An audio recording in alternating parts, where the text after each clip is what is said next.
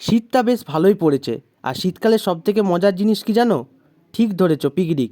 সেদিন আমাদের হঠাৎ প্ল্যান হয়ে গিয়েছিলো পিকনিক করার, এবং আমাদের সেদিনের মেনু ছিল ব্যাচেলার চিকেন আর রুমালি রুটি, তন্দুরি রুটি, আর বাঙালি মানে তো জানোই, শেষ পাতে তো তোমাদের মিষ্টি থাকবেই, সেই মিষ্টি।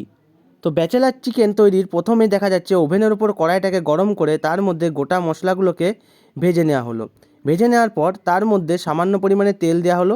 তেলটাকে গরম হতে দেওয়া হলো। গরম হওয়ার পর তার মধ্যে দিয়ে দিলাম আমরা গোটা জিরে, শুকনো লঙ্কা, এবং লাস্টে আমরা একটুখানি দিয়ে দেবো তেজপাতা। এখন তোমরা ভাবে ব্যাচেলার চিকেন আবার কি? ব্যাচেলার চিকেন মানে তোমরা ধরে নিতে পারো যে চিকেনটা আজীবন কোনো বিয়ে হবে না। এরপর দিয়ে দেওয়া হলো আমাদের মধ্যে কাটা পেঁয়াজগুলো কড়াইয়ের মধ্যে। এবার আমাদের পাম্পুয়াদা আর সবাই মিলে বেশ গল্পে মত্ত ছিল। এরপর যে শুকনো মশলাটা ছিল সেটাকে মিক্সির মধ্যে আমরা দিয়ে দিলাম।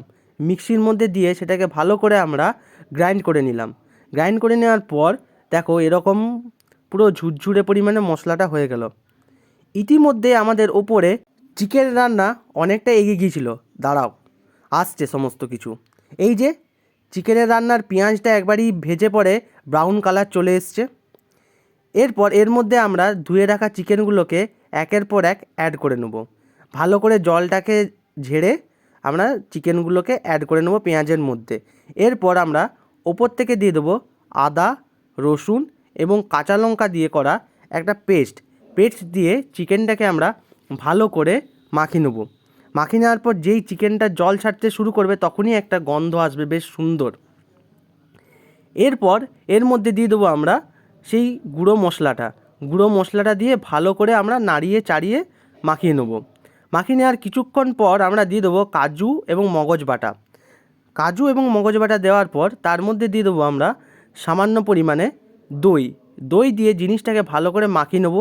মাখিয়ে নেওয়ার পর তাকে একটা থালা দিয়ে ঢাকা দিয়ে দেবো। ঢাকা দেওয়ার পর সেটা সেদ্ধ হবে। আমাদের চিকেনটা তৈরি হয়ে গেছিলো, বেশ সুন্দর খেতে হয়েছিল ব্যাচেলার চিকেন।